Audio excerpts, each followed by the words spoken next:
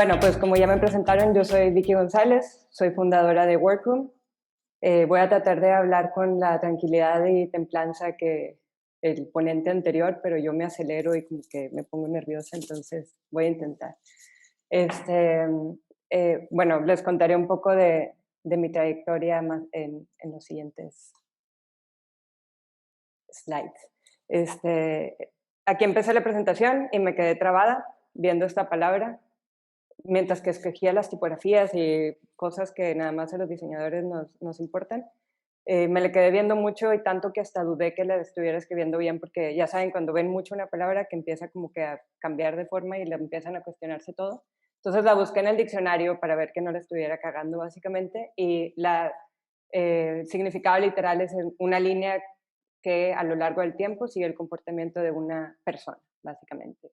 Lo que significa que es como esto, ¿no? Es lo que alguien se imaginaría, como ir del punto A al B o al Z, como lo quieran ver, y siempre en ascendente y siempre todo bien. Y cuando me puse como a pensar lo que había sido mi trayectoria en el mundo laboral, que empieza en el 2006, que es cuando me gradué, se ve más o menos algo como esto. Y si a eso además le sumamos como otros proyectos que he querido hacer, obviamente que han sido fracasos rotundos, que ni siquiera como que la gente se ha enterado, como el puntito blanco en donde quise ser artista, el puntito verde en donde quise hacer una revista con unas amigas, o el morado, que es como varios intentos de agencias de gente que se quiso como asociar conmigo cuando en esa etapa de la vida. Y otros proyectos que sí están surgiendo a la par. Y luego hay otra cosa que yo le llamo, o sea, que yo considero como muy importante y siempre hablo de esto, que es como eh, el estado emocional o la felicidad o qué tan, cómo estás en esos momentos también, que es súper independiente de cómo, o sea, de cómo te percibe la gente en la trayectoria y de cómo realmente tú te percibes en tu trayectoria y lo que está pasando en tu vida, ¿no? Y además en esto estuve viviendo en lugares distintos y bueno, ahora voy a eso. Entonces, cada vez que mientras hacía la presentación pensaba en lo que yo también estaba desaprendiendo mientras la hacía y de lo que quería hablar. Y cada vez que vean estas páginas amarillas es algo que quiero que desaprendamos juntos, y que básicamente es que la trayectoria no es solo una línea continua y ascendente, como ya vieron, ¿no? Va, da vuelta en U y sube y baja y desaparece y tal. Pero bueno, empiezo hablando que yo soy mexicana, cosa que no he dicho, vivo en Barcelona ahora. Estudié diseño gráfico en la Universidad de Monterrey. Yo no sabía lo que era el diseño gráfico, me gustaba dibujar, me metí nada más porque hay como esta creencia de que, no sé, no me quiero meter mucho a temas como de machismo y de cosas así, pero como que era una carrera un poco para mujeres, o sea, como bien vista para mujeres. Si querías estudiar eh, psicología o leyes o algo así, era como, no sé, hay una carga ahí muy grande, tema del que no voy a hablar en esta ocasión, pero si quieren platicamos después. Mientras estaba estudiando, yo básicamente busqué fotos de mis tiempos de estudiante y creo que me la pasé súper bien. Fue una muy buena etapa de mi vida. Aprendí muy poco de diseño, básicamente aprendí a relacionarme con otros seres humanos, lo cual es sumamente importante para la vida del diseño.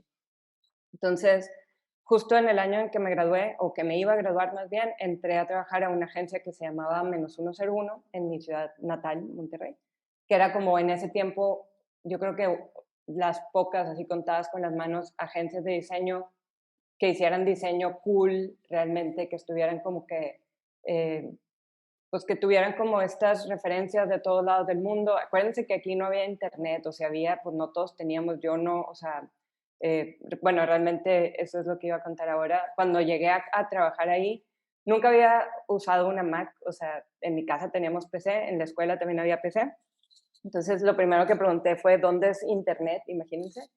Aprendí a usar Illustrator e InDesign en el trabajo con help, así de los mismos programas. Y también me acuerdo mucho que al que era mi jefe casi le da un infarto cuando le pregunté que era un Pantone, que si hay diseñadores aquí saben que es la guía de colores. Y yo no sabía nada de eso porque, pues sí, me la pasé muy bien en la carrera, pero tampoco, o sea, en aquel tiempo mi universidad, que ahorita ya está muy bien, realmente no era lo que es ahora. Era como este desfase entre el mundo digital y el mundo de antes, ¿no? Que se llevaban los planos mecánicos a la imprenta en sí, y me estoy escuchando y me escucho tan vieja hablando de esto, pero bueno. Este es el único proyecto que tengo registro de haber trabajado en esa agencia. Ya se veía que más o menos diseñaba bien, porque antes de entrar, mientras estudiaba, decía era una pésima diseñadora, la verdad. Entonces, en el 2008, o sea, estuve 2 años en esta agencia. Un amigo me convenció de que renunciara y que lo dejara todo y que pusiéramos una agencia juntos. Sonaba como una gran idea porque pues realmente pues, yo me juntaba con un grupo de personas en ese momento, de donde salieron muchas agencias que son muy importantes en México, como Anagrama, Futura, que era la que, bueno, fundamos Iván García y yo, lo que era Face, que ahora es Monumento, que hay otra que ahora es Savi, y así, ¿no? Éramos como, pues, básicamente puros hombres que estaban armando agencias de diseño. Iván me convenció a mí porque pues vio que yo tenía como cierta estructura, que iba bien con sus habilidades y hicimos un muy buen team, la verdad.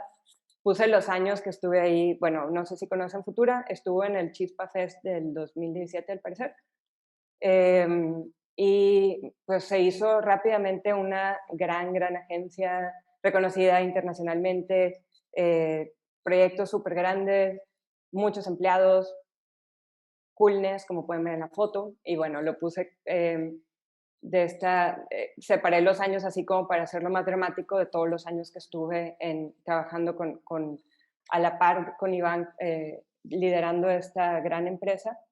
Y en el 2017, cuando ya estaba otra vez subiendo mi propia percepción del éxito en la trayectoria, decidí dejar Futura. Y pues una vez más, ante mis propios ojos, fue como mi declive, como de que pues ya otra vez en la cadena alimenticia de los diseñadores vuelves al punto cero casi, ¿no? Y algunos se preguntarán por qué hice esto. Me pueden hacer preguntas al final porque creo que no lo explico durante la presentación. Pero básicamente aquí empieza como que mi viaje por el mundo y según yo dejarlo todo, ¿no? Empecé con una onda de irme a encontrar a mí misma, me fui a la India y no me encontré, y luego me fui a vivir para siempre, según yo, a Suecia, que esta foto siempre la enseño, es una terrible foto, salgo muy mal, pero iba en el metro y siempre digo, si estás un poquito triste o algo así, de que no te vayas a vivir a Suecia porque nunca es una buena idea. Iba en el metro y en vez de sentarse como al lado de mí viendo al frente, que sería lo normal, esta persona decide darme la espalda nada más porque no quieren tener contacto con seres humanos.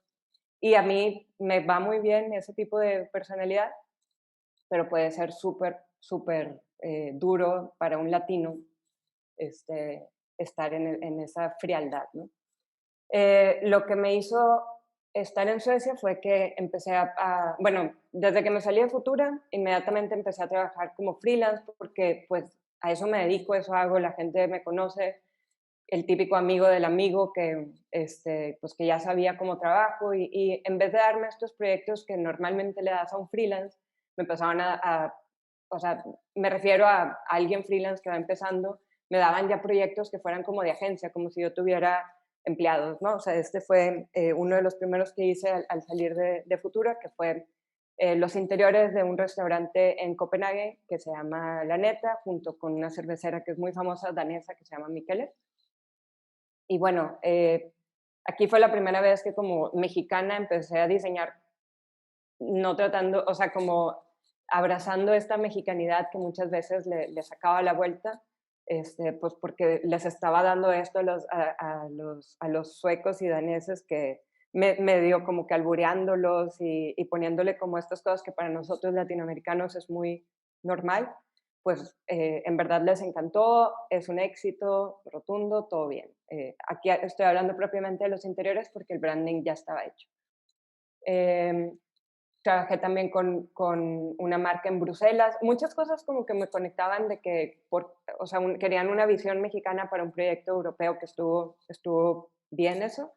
Eh, Empecé como, básicamente no descansé ni un día, siempre había como algún proyecto, algo, No lo digo con orgullo, me hubiera gustado tomarme un tiempo, la verdad. Pero bueno, así fue. Entonces, en este mismo 2017 que me mudé para siempre a Suecia, me regresé para siempre a vivir a la Ciudad de México y a los 2 meses me volví a mudar para siempre, según yo, a Barcelona y ahora, bueno, aquí sigo, pero ya veremos. Desaprendiendo cosas, nada es para siempre, como ya pueden ver. Entonces, como que parto mi trayectoria laboral así, que desde el 2017, obviamente, que dejé Futura, empieza como una nueva era donde soy yo sola y después, pues, realmente me di cuenta que tenía mucho trabajo y que no, pues necesitaba, ya iba a necesitar más manos. Y se me ocurrió, pues, contratar a un buen amigo que se llama Ricardo Acuña, que espero que nos esté viendo ahora, que es un mexicano que conocí aquí en Barcelona y le pedí que me ayudara, o sea, lo contraté por 3 meses para que me ayudara a hacer la web y como poner orden de mis cosas, porque ya tenía muchos proyectos. Y spoiler alert, Ricardo sigue trabajando en Workroom, es el director de arte de Workroom y lleva como desde entonces 2 años y medio más o menos. Entonces, bueno, desde que entró él y empezó esto a ser como propiamente un estudio, pues ya empezaron muchos proyectos que van desde, o sea, branding, que la gente piensa que es hacer logos, pero ahorita vamos a ver qué más implica eso, empaques, interiores, websites, o sea, hacemos realmente muchísima estrategia de marca también, que es como, o sea, hemos dado este servicio que ni siquiera diseñamos y te damos como eh, todo esto de que qué es tu marca, por qué es tu marca, qué tienes que hacer con tu marca, y así. Entonces, bueno, digamos que la trayectoria va ahorita aquí en donde, también hacemos logos que se mueven y sexys como este, que es para una sex shop en Monterrey. Y básicamente la trayectoria va aquí. Vamos, no sé, desde el 2000, principios del 2019 hasta ahora con Workroom. Ya hay más gente trabajando conmigo, está Sam y Carla. He decidido hacer un estudio muy pequeño ahora, donde todos somos diseñadores senior y simplemente tenemos como, no sé, una cosa en donde nos involucramos casi siempre todos en todos los proyectos, o mínimo 2 personas, o sea, es como, digamos que es un estilo de vida un poco más lento, con menos, es una visión distinta, llegaremos a eso eventualmente. Entonces, les quiero contar 2 casos, porque sé que el portafolio está en la web y normalmente cuando hablo así no me gusta o sea, como enseñar todo lo que hago así de que esto y esto, pero en este preciso momento, pues hay uno que no está en la web todavía y que me gustaría mucho mostrarlo, sobre todo porque para la gente que no entiende muy bien lo que es branding y que se imagina que es un logo, o un logo y unas tarjetas de presentación, pues bueno, les voy a contar de un proyecto que se llama, en este momento es un proyecto que se llama Bullicio, que es un restaurante que está aquí en Barcelona. Les cuento la historia muy brevemente porque esto se puede extender. Ellos son Mauricio y Rosy, que son los clientes. Mauricio, bueno, los dos son mexicanos y los dos son de Monterrey, mi ciudad natal, y los dos viven en Barcelona. Mauricio vivió gran parte de su vida en Estados Unidos y otra gran parte de su vida lleva aquí en Barcelona, entonces realmente es una persona que tiene una mezcla de influencias de todos lados, ¿no? Entonces él lo que sentía que le faltaba aquí en Barcelona era esto que yo supongo que en Nicaragua y mucha gente que estaba escuchando de otros lados, a lo mejor de verlo entiendes. eh, para nosotros esto es muy normal en México, le podríamos llamar torta, le podríamos llamar sándwich, pero bueno, aquí no, es un concepto que no existe mucho. De hecho, la de la derecha es la famosa torta cubana en México y en Estados Unidos, que si tú en Cuba, perdón, en Miami pides esto, todo el mundo sabe exactamente de lo que estás hablando, pero pues es un concepto que aquí no existe, ¿no? Entonces Mauri lo que quería era traer esta cosa como muy romántica de sus años de estudiante en Estados Unidos, de sus años de niño en México y compartirlo con la gente de aquí. Entonces, el primer nombre que tenían como restaurante era Brutal y por azares del destino y registro de marca tuvieron que cambiarlo inmediatamente tan pronto pusieron, o sea, develaron así su anuncio de afuera y le cambiaron a B Sandwiches porque fue como algo así rápido, ya tenían la B, los agarraron en curva, como decimos en México. Entonces, tenían un local muy bonito, la verdad, con una identidad o un logotipo que está resuelto bien, vamos a llamarle así, pero tenían como, había algo, ¿no? Ellos estaban muy felices y parece que aquí se acaba la historia, pero no. El problema es que lo que ellos venden es la foto de la izquierda y lo que se imaginan en España cuando escuchan la palabra sándwich es la foto de la derecha. Y si dijeran tortas, aquí torta significa el pastel de cumpleaños. Entonces, tenían como un problema así súper estructural desde el naming, de que no entendían por qué algo como lo de la derecha costaba lo que cuesta su menú normal, ¿no? O sea, no tenía sentido. Entonces, bueno, aquí pueden ver también el logotipo, el emblema que tenían en la entrada, que a nosotros ya después de ver las fotos y todo se entiende, pero cuando vas pasando y eres de un país en donde esto no existe, pues no se entendía nada. Entonces decidieron cambiar el nombre por Bullicio. Ojalá tuvieran una historia más interesante que esto, pero es el típica de que así le decían de chiquito a Mauricio porque rimaba y ya. Y deciden contratarnos y ahí es donde entramos nosotros. Que más, o sea, antes de, no sé, cuando te dicen branding una vez más y que piensas de que, ok, déjame diseño el logotipo, había que resolver este otro problemita que era como la percepción que había, ¿no? Entonces, nuestro proceso siempre, no importa qué, empieza con leer y leer y leer y investigar, ¿no? De que cómo vamos a explicar lo que venden y cómo vamos a empatizar con su público objetivo. Eso era algo también súper importante porque, eh, pues, o sea, es una ciudad muy particular Barcelona porque sí hay muchos turistas, pero bueno, en este año obviamente no, ni en el pasado. Y también como que hay mucha gente extranjera que vive aquí, que ya somos una mezcla, y bueno, ahora voy a eso. En esta super lectura e investigación de muchas cosas que hicimos, encontramos también como historias de sándwiches famosos. Aquí existe una cosa que se llama bikini, que es esto, que es básicamente un sándwich de jamón y queso con mantequilla por fuera y queso derretido. Investigando, di con que había una sala aquí como un club, un antro, no sé cómo le llaman, que se llamaba Bikini, que abrió en el 1953, en donde si tú pedías, tenía un mini golf también, era así como súper cool, y vendían este sándwich, y la gente ya le empezó a llamar el bikini, y ahora, años después, muchos años después, si tú pides un bikini en Barcelona, en cualquier bar, restaurante o lugar así, te dan esto, y si lo pides fuera de Barcelona, no te entienden. Entonces hay como esta cosa de entender algo que solo los locales entienden, es algo muy catalán, o sea, digo esta misma cosa de entender algo del chiste local, de sentirse como, pues, como una identidad muy propia, y era algo que, o sea, que identificamos como para identificar, perdón, que identificamos como una posible manera de relacionarnos con este público objetivo.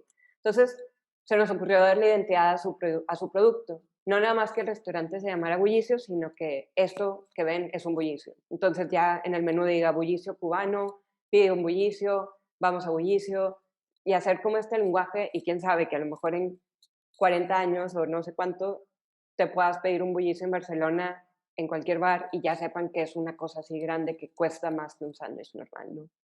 Entonces volvemos a esta cosa de cómo empatizar con su público y lo que les decía es, en Barcelona casi el 20% son extranjeros que se escucha muy poco, pero ay, hay unas líneas raras. Ya. Em, Se escucha muy poco, pero son muchísimas personas. Y en el barrio justo en donde está este restaurante, el 50% son extranjeros. Y ya todos somos como locales. Entonces queríamos como jugar con este concepto de ser como local, de la mezcla de influencias, así como su comida es una mezcla de influencia gringa, mexicana, con, pues obviamente haber estado tiempo en España también, la música, o sea, todo al final como este mestizaje en el buen sentido de la palabra. y así queríamos que también fuera su branding. Entonces decidimos, y fíjense que todavía no nos ponemos a diseñar ningún logo, eh, colaborar con una ilustradora local, súper buena y muy famosa aquí, que además es una excelente persona y gran amiga mía. Lo que quisimos fue involucrar a alguien que fuera como muy catalán y muy de aquí para que su diseño con el diseño mexicano que íbamos a meterle nosotros fuera una interpretación también como de la comida y de todo esto de que les estoy hablando. Entonces, Olga lo que hizo fue reinterpretar los bullicios, que ahora se llaman bullicios. Hizo un sistema que está increíble, porque hizo estas ilustraciones de los bullicios, hizo unas ilustraciones de personas haciendo cosas que llamamos bulliciosas, y después había esto que le llamamos como los disfrazados. Entonces, al cliente le solucionamos realmente mucho porque, digo, afortunadamente hay la suerte que ellos saben usar Photoshop y les dimos como estos elementos por separado. Tenías un bullicio que puedes ponerle cualquier monito y se hace una persona disfrazada, o un mismo monito que le puedes poner diferentes bullicios y así. Entonces, aquí ya nos ponemos nosotros a diseñar. O sea, obviamente todo esto es conceptual y una vez más es branding, pero aquí es donde empezamos ya a hacer cosas tal cual. Seleccionamos esta tipografía que se seleccionó porque se ve como bulliciosa, según yo, de que la C como que no cabe, la B, o sea, es como que no cabe en su propio cuerpo, de cuenta. Entonces, tan simple como con la tipografía, las frases de no es un bocata, es un bullicio, porque aquí un bocata es como un sándwich muy barato. No es un sándwich, es un bullicio. Entonces tenemos copy, tenemos type y tenemos las ilustraciones y empezamos como a hacer un lenguaje y como una campaña de verdad de posicionamiento súper fuerte. Y otra cosa que hablábamos con Olga era como que parece como una estupidez o parece algo que no es importante, pero el hecho de que los personajes fueran transparentes era porque Bullicio no ve nacionalidades, no ve colores, o sea, es como inclusión total. Entonces, bueno, aquí pueden ver un poco de las aplicaciones que empieza, cómo el branding se transforma a papel encerado, stickers, GIFs. Este es el típico que está fuera de los lugares, donde te invitan a pasar de que no es una burger, es un bullicio, y está el QR del menú, empaques para llevar muy baratos. Ella es la chef. Eh, Muy feliz por haber recibido su camiseta. Hicimos estas aplicaciones de lo mismo que ya se había hecho, pero para decorar el lugar. Aquí está Mauricio tapando su pasado, sus errores, no, no es cierto. Y Rosy ahí atrás del cuadro. La B, que es muy sencilla, se quita simplemente la B del logotipo y se pone afuera y se quita ese sándwich raro que la gente no entendía y simplemente es una B. Los interiores no nos metimos, o sea, lo que hicimos fue decorar lo que ya tenía. Tuve la oportunidad de estar instalando viniles, lo cual es muy divertido y muy pesado al mismo tiempo, pero también es como súper bonito poder estar en el lugar físico porque normalmente trabajamos con clientes a la distancia y es toda la diferencia poder tocar las cosas, olerlas, estar con ellos, cansarte, hacerte cervezas después de esto y etcétera, que es parte importante de la convivencia con los clientes, según yo. Y bueno, aquí ya pueden ver cómo quedó por adentro. Entonces, desaprendiendo cosas de este proyecto en específico, hacer branding no es hacer un logotipo, es tomar una serie de decisiones. O sea, fue como pensar qué venden, qué sensación quieren transmitir, qué colores provocan esa sensación, que no hablé de colores, pero los vieron, qué formas más o menos, si es transparente o no, o sea, todas esas cosas que se fueron tomando, o sea, fueron decisiones que luego las aplicaciones son muy sencillas y luego ya es un sistema, ¿no? Otra cosa que también es importante es hasta dónde llegan nuestras capacidades. Nosotros no ilustramos como Olga, y parte del branding es decir, ¿y si unimos fuerzas con alguien más? Entonces, si no se hubiera tomado esa decisión, hubiera quedado pues algo tipográfico, un poco como lo que tenían antes, ¿no? Así como muy limpio y tal, pero le faltaba como esta onda que solo Olga o en otros casos otros ilustradores pudieran dar. Bueno, ahora voy a hablar de otro proyecto que sí está en la web, pero me interesa platicarlo por la historia que hay detrás, que muy poca gente la sabe. Y empiezo la historia así. Un día no tenía mucho que hacer y entonces me volví loca porque yo siempre pienso que si no tengo, ya se me está quitando, la verdad, gracias a vivir en otro país, pero en mi ciudad natal todos somos como muy workaholics. Y si no tenía como 1000 correos en el inbox, me volvía loca.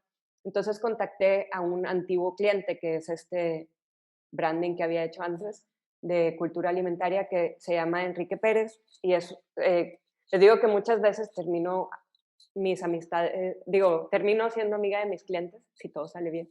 Y bueno, con él me llevé súper bien. Es un ingeniero en alimentos, es más joven que yo. Me cae muy bien porque tiene como, no sé, es una excelente persona, igual que Olga, igual que toda la gente que trabaja conmigo ahora y siempre como trato de cuidar eso. Entonces, la plática, o sea, lo que le quise plantear fue, ¿y si hacemos un proyecto juntos de que, cómo sería el proyecto perfecto para ti, ¿no? Y nos planteamos esto y fue como lluvia de ideas así, ¿no? Que fuera algo que estuviera bien intencionado en todos los sentidos, que pusiera el nombre de nuestro país en alto, que fuera obviamente en diseño impecable, o sea, que yo tomo todas las decisiones porque yo soy mi propio cliente, y él sería como la innovación y todo lo que tiene que ver con esta cosa, la parte de la ingeniería de alimentos y todo lo que él hace, que fuera coherente 100% con nuestros principios, o sea, no corromper jamás nada, y que tuviera impacto social real.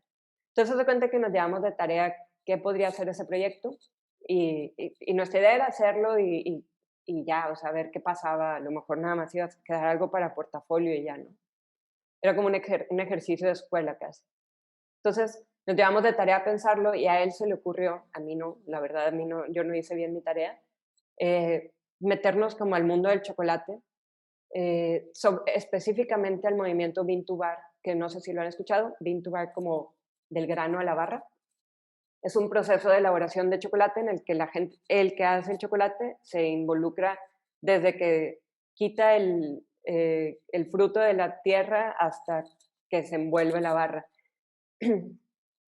Y esto es importante porque la industria del chocolate es de las más horribles del mundo. O sea, normalmente en las marcas comerciales americanas o norteamericanas que todos conocemos, hay hasta, o sea, probado de casos de esclavitud infantil en África, o sea, en 2021. Hay como 6 intermediarios entre que alguien cultiva el cacao y que lo venden en la tienda, ¿no? Entonces, el mundo del Vintubar es un mundo súper hermoso en donde como para que seas reconocido y que estás en eso, necesitas realmente probar que estás haciendo las cosas bien, bien, bien, en serio. Entonces, no teníamos cliente, pero nos pusimos a trabajar porque teníamos tiempo y teníamos ganas, básicamente. Y en la parte gráfica, aquí ya estaba Workroom siendo Workroom y Ricardo ya era parte del equipo. Y él fue el que sugirió cómo hacer o sea, como que este fuera nuestro universo de inspiración. México, texturas, la piedra, el barro, el tezontle, etcétera, y esta paleta de color más o menos, ¿no? Algo súper importante también era que volteamos a ver como la escultura en piedra desde la época prehispánica hasta ahora, que se están haciendo cosas súper interesantes. Y fue como, eso queremos, o sea, queremos que nuestro chocolate, en vez de querer ser como muy suizo, que siempre el diseño apela como a ese lado, a querer ser europeo, desde que no vamos a vernos como mexicanos en serio y gustarle a los mexicanos, o sea, y gustarle a los mexicanos y al resto del mundo si era posible, ¿no? Eh, no escondiéndonos como pasaba mucho, como yo aprendí a diseñar, que era como suizo, helvética y tal. Entonces, basado en todo esto, pues pensamos un nombre, Cuna de Piedra, este es el logotipo ya. La tipografía es Mohol, se llama. Y dio la casualidad que Enrique, mi amigo, de la de izquierda, era consultor de unos chocolateros súper importantes en Monterrey, que son la familia Yanderal, que es el chef que está ahí a espaldas y su hijo, y Rosy y su hija.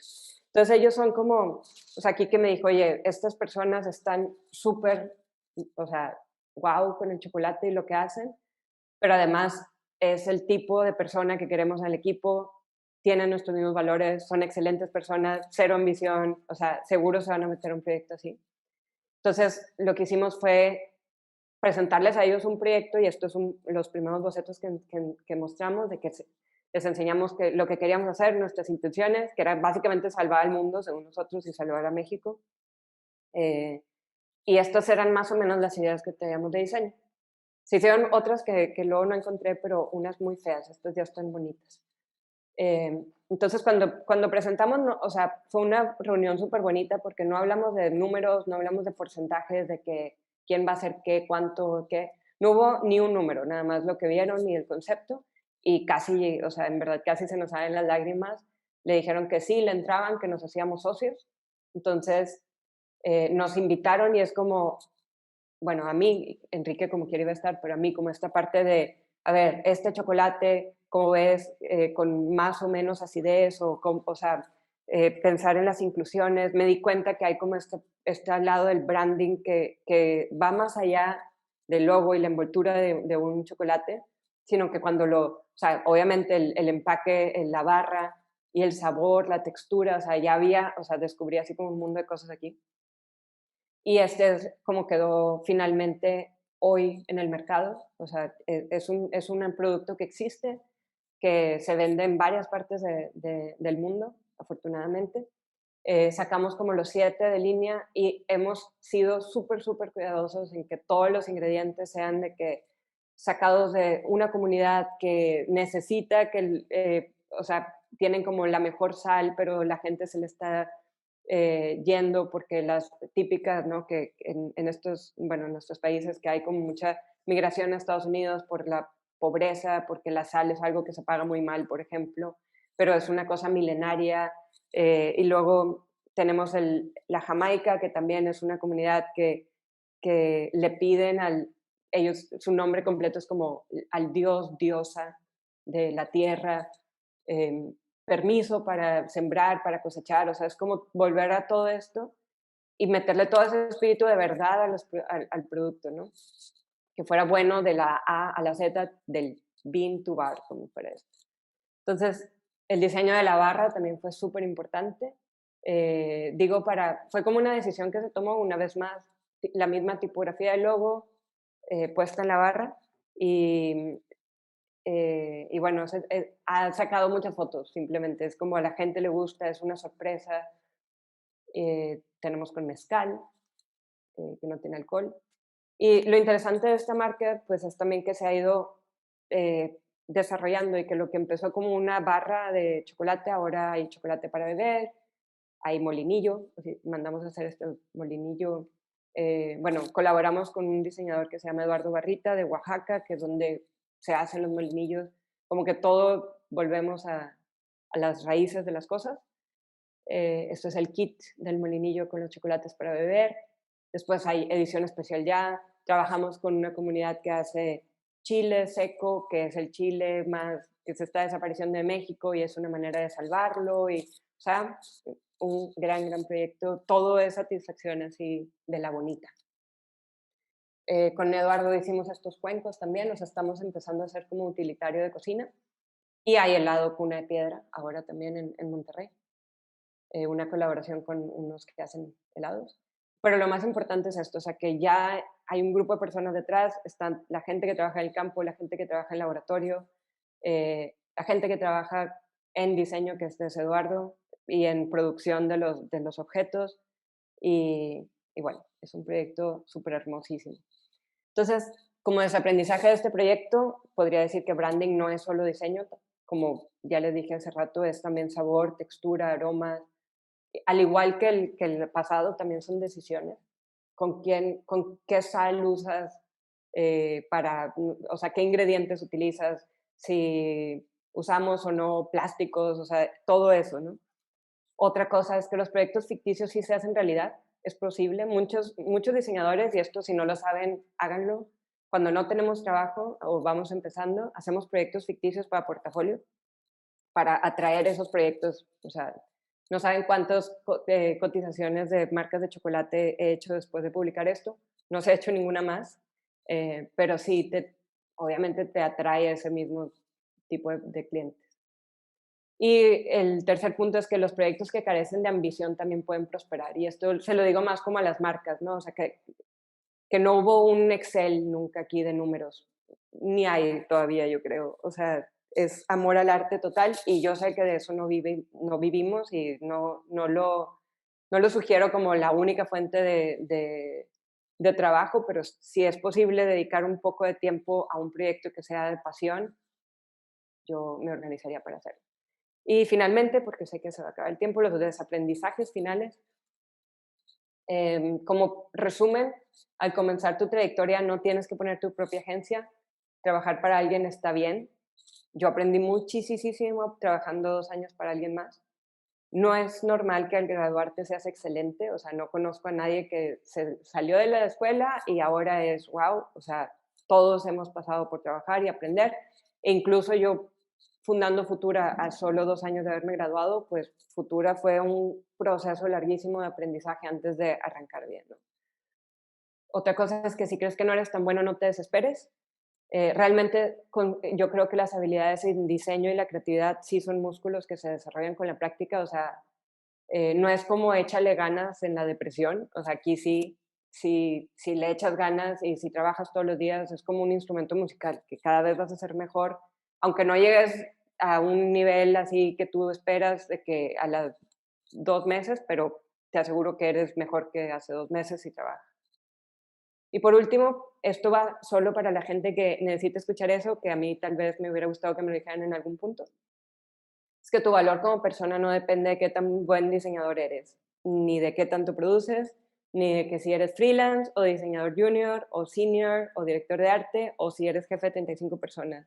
Y esto lo tenemos sobre todo como esta onda de necesito estar ocupado para ser alguien, o necesito poner mi agencia para ser alguien, o necesito tener tantos proyectos en portafolio o premios. O sea, créanme, no solo que yo haya pasado por cosas, sino también que tengo muchísimos amigos que han estado ahí, ya ganaron los premios, ya tienen los diseñadores a su cargo, ya tienen los mejores puestos y como que ese vacío de querer más o de más y más siempre va a estar si no te das cuenta que no va por ahí y que realmente tu valor como persona ya lo tienes nada más por existir, si eres buena persona.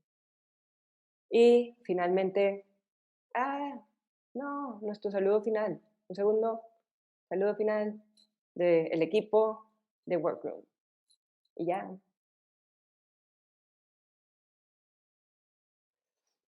Buenísimo, muchísimas gracias, Vicky. Bueno, por compartirnos eso, ¿no? Un poco de tu trayectoria, tu manera de ver la vida, de ver la temática, ¿no? De su branding, de emprender también, ¿no? En esta especialidad. Súper interesante y gracias por esa reflexión también al final. Creo que es súper importante y que a veces nos pasa, ¿no? Que empezamos a mezclar nuestro sentido de identidad con lo que hacemos, ¿no? En lugar de quiénes somos, porque como humanos, como personas, somos más que nuestro oficio, que nuestra profesión o incluso nuestro emprendimiento, ¿no?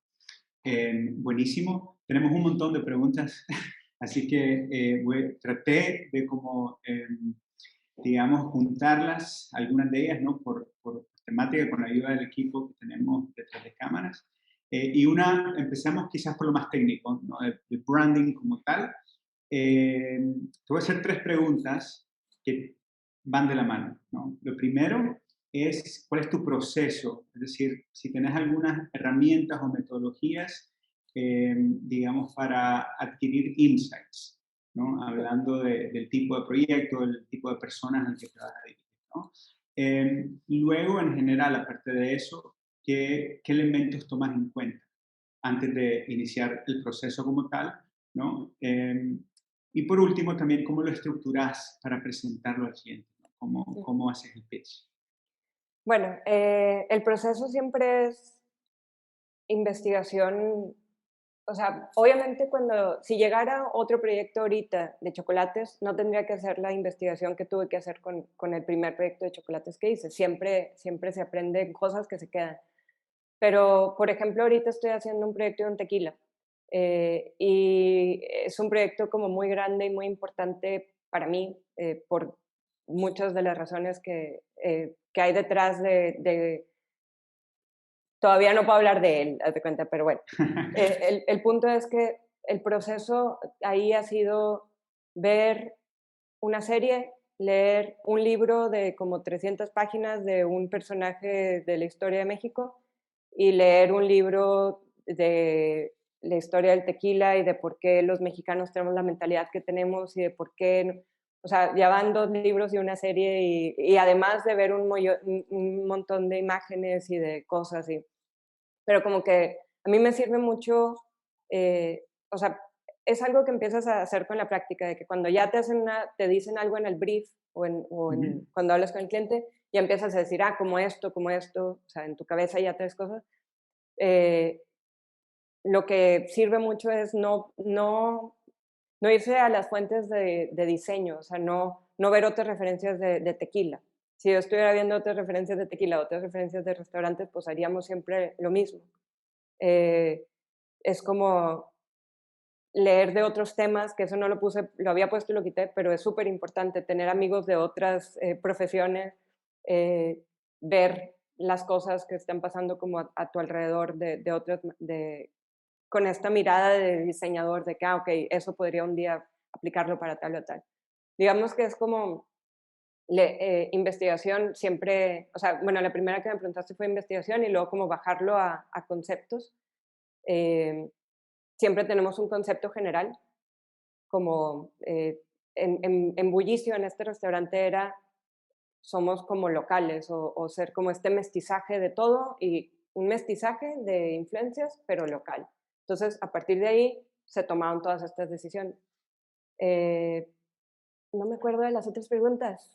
Era bueno eso, qué elementos tomas en cuenta, ¿no? Ah, Para iniciar el proceso. Y luego la última era cómo lo presentás, ¿no? ah, Cómo lo estructurás para vender la idea, digamos, compartir el concepto y todos los assets de la marca sí. con el cliente. Es curioso porque la estrategia de marca es algo que he estado como haciendo muchísimo últimamente, a partir más desde Workroom, y nos ha servido mucho, o sea, he visto mucho, yo llevo 15 años en esto, de cómo antes como queríamos mostrar así de que flashy, el diseño increíble, y por más increíble que estaba, si no les decías, si no los llevabas de la manita, este, como que no, o sea, te dicen bien fácil de que, ok, bien, pero puedo ver otro. Entonces, cuando les llevas de la estrategia y les dices de que esto es por esto y tú el propósito que tienes es esto y la experiencia que vamos a dar es tal, o sea, como que se los vas desmenuzando un poco y, o sea, yo, por ejemplo, una vez más, tanto con Bullicio, con el tequila, con todos estos que he platicado, o sea, no enseño nada de diseño hasta como la tercera reunión. O sea, la primera es de estrategia, la segunda es de, ok, bueno, esto que platicamos se podría ver más o menos como estas referencias y no digo otros logos, sino como estas texturas que puse en la cuna piedra de que así se va a ver. Y estas, como las esculturas, de así, de que les parece que va por ahí, de que sí, ok.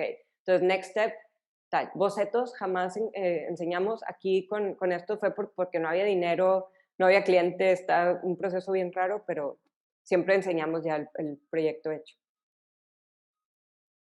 De acuerdo, eso ayuda bastante, ¿no? Tener como un respaldo para las ideas Ujú. antes de solo mostrar algo que quizás se puede interpretar como subjetivo, pero si está bien estructurado, bien respaldado, pues no. Luego, tenemos preguntas que son más del tema, digamos, de freelance versus también emprender, ¿no? Fundar una agencia y demás. Entonces, la primera es cómo abrirte campo como freelance. Estoy combinando varias preguntas, ¿no? ¿Cómo empezás un portafolio y cómo te lanzás por tu cuenta? Em, bueno, lo de lanzarte por tu cuenta, digamos que es lo mismo como freelance, ¿no? Eh, es difícil porque en mis tiempos, que ya ven que yo soy vieja, eh, pues no había tantas cosas pasando, o sea, no había Behance y no había como esta gran plataforma como para que todo el mundo vea tu portafolio o así, pero ahorita hay como esta facilidad en la que hay Behance, hay Instagram, puedes hacerte tu cuenta de tú, o sea, freelance, conozco freelance que se llaman como estudio, mientras que pega y mientras que pueden como colaborar con otras personas y así. Este, y, y hay como también muchas herramientas de mockups o de cosas que no necesariamente tienes que ser el proyecto hecho, que también cuesta, ¿no? Cuando haces como dummies verdaderos para un portafolio, es inversión de dinero. Entonces creo que hoy hay muchas herramientas en las que puedes armar como un portafolio que fuera pues del tipo de proyectos que tú quieres hacer y soltarlos al mundo. A lo mejor no vas a hacer todo el proyecto así como cuna de piedra, pero, pero sacas una imagen que es como, no sé, puedes poner una en tu Instagram feed o así. Y lo de abrirte paso, pues es como, o sea, aquí entra una cosa que a mí no me gusta en lo particular, que es socializar tanto. O sea, me gusta con poca gente y así, pero no, o sea, no soy como de llegar de que, ten mi tarjeta, soy diseñadora y no sé qué, pero pues sí, está bien. Otra cosa es que si todos tus amigos son diseñadores y no te quieres juntar con los médicos o con los ingenieros porque no los consideras cool, pues sorry, pero ellos son los únicos que van a poder ser tus clientes en el futuro y tus amigos diseñadores no. Entonces también está bien como expandir eh, no sé, panorama de todo y esa es la única manera. Claro, Eh, y ese es súper interesante y muy bueno, porque al final lo que queremos es aplicar, ¿no?, nuestras especialidades en otras industrias. No claro, solamente diseñar para diseñadores, pero diseñar para clientes de verdad, ¿no?, y verlo en el proyecto. Otra pregunta que tiene que ver con esto mismo, ¿no?, freelance versus emprender, es que mucho sale el tema de ser tu propio jefe. ¿Puedes contar claro. un poquito de eso desde tu perspectiva? Es decir, lo mencionabas, ¿no? No tenés que salir de la carrera y empezar una agencia. Está bueno colaborar, ¿no?, con otra gente también. Sí. Si nos puedes ampliar un poco más. Bueno, aquí cuento la historia de cuando yo iba a salir de la carrera y conseguí este trabajo. Para mí era como, no puedo creer que además de que son los más cool del universo, me van a pagar, aunque me pagaban muy poco porque era, al principio todavía estudiaba y tal. Y tenía una amiga que pues es de un estrato social más alto que el mío, básicamente, que fue como que, ¿cómo? O sea, ¿cómo vas a trabajar para alguien? Ya estamos listos para ser nuestros propios jefes, ¿no? Y, o sea, y eso sí es algo bien de clase media, o sea, en mi caso, como de, no, o sea, que estamos acostumbrados a tener un jefe y tal. Ahorita ya no tanto, ahorita ya todo el mundo, desde millennials y los que siguen generación Z y tal, de que obviamente ya está bien raro la gente que va a una estructura laboral normal. Pero en ese momento yo igual por miedo y ella por valiente de más, tomamos estos dos caminos. Ella puso su agencia inmediatamente y yo trabajé aquí. Acá yo conocí a la gente que me educó, o sea, tuve los amigos más chidos, bueno, tuanis o como dicen en Nicaragua. Vale. Tuve los mejores amigos que me enseñaron a hacer cosas, a diseñar mejor, que me hicieron como que, no sé, me juntaba con mucho diseñador en ese momento y ella a lo mejor hizo mucho más dinero que yo al principio, pero al final ella colapsó porque, pues no, o sea, no había trabajado suficiente para enfrentarse al mundo real. Yo recomiendo trabajar para alguien siempre, para aprender, y mientras trabajas para alguien y tienes como a lo mejor tu sueldito fijo, puedes freelancear. Todos lo hemos hecho y es la manera, o sea, ahí sí aplica como trabajar para experiencia e ir ganando confianza también. Buenísimo. Regresando, digamos, a tu experiencia como diseñadora, ¿no? Porque eso fue lo que estudiaste. Eh, pero luego te definiste, por así decirlo, ¿no?, por el branding, o decidiste especializarte de alguna manera, aunque hacer varias cosas dentro del mundo del branding, ¿no? Incluso Ujú. interiores, obviamente la marca, todo lo que gira alrededor de esto, estrategia, etcétera. ¿Cómo lo hiciste vos y qué consejos puedes dar a quienes nos están viendo? Hay una pregunta de Silvia Muñoz, ¿no?, alrededor de eso. ¿Cómo te definís? ¿Cómo decidís, siendo diseñador, diseñadora o alguien interesado en industrias creativas, en tu caso, recuerdo que dijiste que te gustaba dibujar, ¿no? De ahí a definirte como, digamos, especialista en branding, por decirlo. Pues creo que ha sido como muy, muy natural porque no teníamos el lenguaje tanto en aquel como momento, ¿no? O sea, eh, cuando yo estudié no se dividía la carrera, creo que ahora sí te puedes ir por editorial o por esto, por web. En mi tiempo era como todo era diseño y así. Entonces, diseño gráfico, lo más comercial, pues es hacer identidades para negocios. Y eso después como que entró esta de moda la palabra branding y engloba tantas cosas, como les dije, que creo que es donde más, o sea, me pude posicionar ahí porque engloba prácticamente todo. O sea, dentro de branding yo podría, cuando trabajaba mucho con editorial también decía, es como si fuera un branding porque no vas a hacer un libro igual si es para unos niños que para unos viejitos. Tienes que pensar, o sea, como que es el mismo proceso siempre. Ujú. Em, que realmente, no sé, creo que a través también de descubrir este mundo de la estrategia de marketing, de todo lo que hay antes de diseñar, se me hace súper, súper eh, rico y como inteligente y me gusta ser parte de esa parte que está así como estratega y por eso me decidí por ahí. Y el consejo pues realmente es hacer lo que disfruten, porque, por ejemplo, yo no disfruto, no sé, programar, aunque lo pudiera intentar. Y a lo mejor me daría mucho dinero porque en verdad son los verdaderos rockstars. No lo disfruto y pues de por sí la vida ya está bastante fea como para no disfrutar lo que en lo que trabajas, ¿no? De acuerdo, buenísimo. De ahí una pregunta un poco más dura, más difícil, que hace Fernando Curtis, y es el tema de cómo medís la funcionalidad del branding, ¿no? El impacto que puede tener.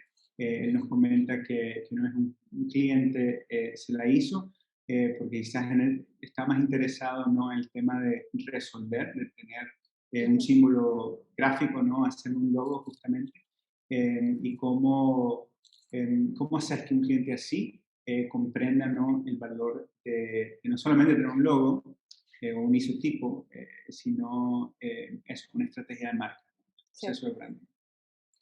Pues, o sea, hay gente que se dedica realmente como a hacer estas métricas, eh, como gente de marketing podría ser, que son como, no sé si hay gente de marketing por aquí, pero normalmente son como los peores enemigos de los diseñadores. Porque a nosotros como que es todo muy empírico y todo es de que sí, sí va a funcionar porque yo sé, porque, o sea, porque ya tienes como cierta experiencia así. Pero obviamente, o sea, un cliente así lo podrías preparar con ejemplos de otras marcas, ¿no? O sea, el típico, de que piensa en el símbolo de Nike, de que todo el mundo sabe, de que piensa en las rayas de Adidas o piensa en Coca-Cola y de qué color es, o sea, rápido. Como decirle esas cosas de que, sí, o sea, las grandes marcas se quedan en la cabeza gracias al diseño o sea, y a muchas cosas que hay detrás y sobre todo publicidad. Pero ya si quieres medir, o sea, si el cliente te dice que dime en 3 años cuánto voy a ganar por esto, es de que, pues, mejor subcontrata, o sea, dile, ok, si quieres ese servicio, tengo que subcontratar a alguien de estudios de mercado o no sé quién haga eso, pero nosotros no prometan cosas que no pueden cumplir, o sea, yo no lo sé medir y está súper estúpido medirlo con likes y followers que se pueden comprar, no lo hagan.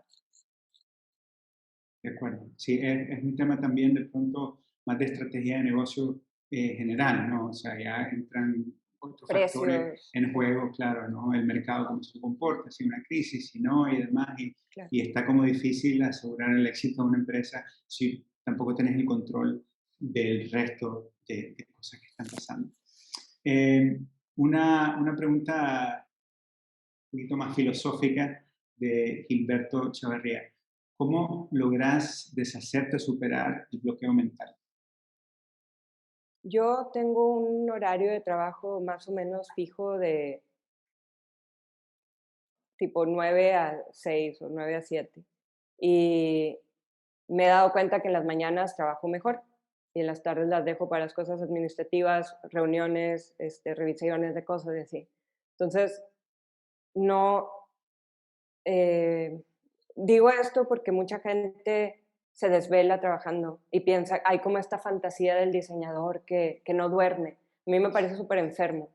Alguien le preguntó a la persona anterior de que seguro no estás casado porque es como muy, muy difícil, ¿no? Y sí, o sea, es una decisión también el dedicarte a la vida al trabajo y así, pero es súper importante saber decir de que hasta aquí, ¿no? O sea, qué lástima que tengo, o sea, obviamente si tengo una presentación mañana, yo lo que hago es que la acabo 2 días antes, o sea, yo no dejo nada para o sea, si la voy a entregar mañana y no la tengo ahorita, me vuelvo loca, me estreso y ya es cuando me salen más canas, y no trabajo así, o sea, me pongo muy loca los primeros días de las presentaciones, me doy mis tiempos, si no fluyo ese día, pues mañana en la mañana es otro día que tengo que darle y eso. Eso o sea, hay que cuidarlo además, la salud, el sueño, la familia, etcétera. Sí, la vida, ¿no? La Tener vida. vida. Buenísimo. Bueno, Vicky, muchísimas gracias por compartir con nosotros. Lo último que te quiero pedir es que compartas con todos tus redes, ¿no? Cómo te pueden seguir, cómo pueden seguir el trabajo de Workroom, cómo contactarte y demás. Va, pues sigan a Workroom, es Workroom. Bueno, ahí lo escribo después. Es como súper difícil.